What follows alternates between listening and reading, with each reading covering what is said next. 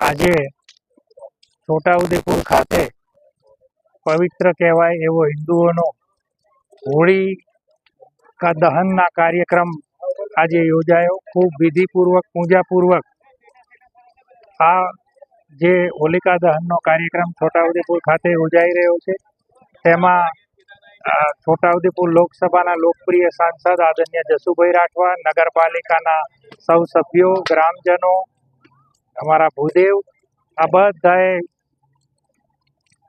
પૂજા વિધિ કરી અને આજે હોલિકા દહનનો કાર્યક્રમ યોજ્યો છે।